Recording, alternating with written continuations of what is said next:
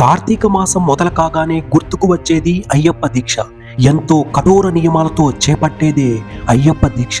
శరణం శరణం అంటూ కోరిన కోరికలు తీర్చాలని, కష్టాల నుంచి కట్టెక్కించాలని దృఢ సంకల్పంతో చేసే దీక్ష అయ్యప్ప దీక్ష.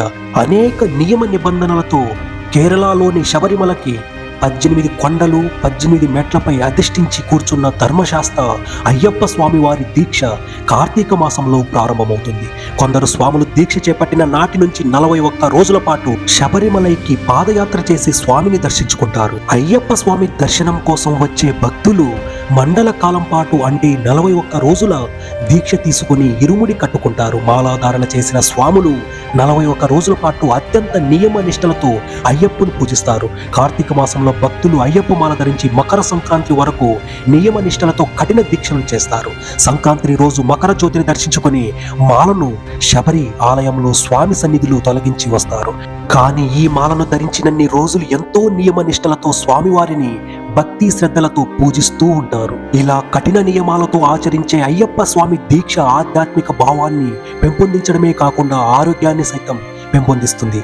దీక్షా కాలంలో ఆచరించే నియమ నిష్టలతో అయ్యప్ప మాలను ధరించే స్వాములకు లభించే ఆరోగ్య ఫలితాలు ఏమిటో తెలుసుకుందాం. అయ్యప్ప మాల ధరించిన భక్తులు అందరూ వేకువజామున నిద్రలేచి చన్నీటి స్నానాలు ఆచరించి భక్తి శ్రద్ధలతో స్వామివారిని పూజిస్తుంటారు. ఇలా చన్నీటితో స్నానం చేయడం వల్ల మనసు తేలికగా ఉండి భక్తిపై ఏకాగ్రత పెరుగుతుంది. అంతేకాకుండా ఎన్నో ఆలోచనలతో ఒత్తిడికి గురైన మన మెదడుని సైతం స్నానంతో చల్లబరుస్తుంది.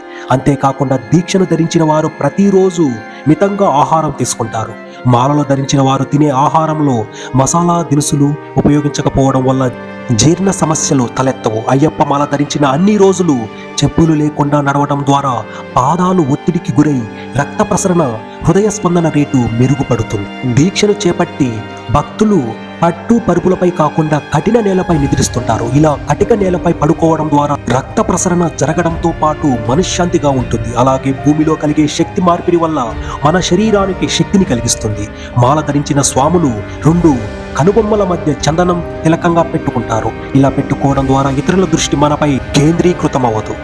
అయ్యప్ప మాల ధరించిన వారు నల్లటి దుస్తులను ధరిస్తారు. సాధారణంగా మాలను చలికాలంలో ధరించడం వల్ల వేడిని గ్రహించి శరీరానికి రక్షణ కల్పిస్తుంది. అంతేకాకుండా శబరిమల యాత్రకు అడవులలో ప్రయాణం చేయడం వల్ల అడవి జంతువుల నుంచి నలుపు రంగు మనకు రక్షణగా ఉండటం వల్ల మాలను ధరించే వారు నలుపు రంగు దుస్తులను ధరిస్తారు.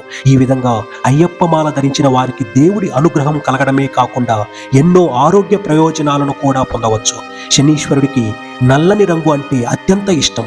ఆ రంగు బట్టలను ధరించడం ద్వారా శనిదేవుడు హాని కలిగించడు. అయ్యప్ప స్వామి తన భక్తులను కాపాడటానికి నల్లని రంగు దుస్తులు ధరించమని చెప్పాడని, అందుకే అయ్యప్ప స్వాములు నల్లటి దుస్తులు ధరిస్తారని చెబుతుంటారు.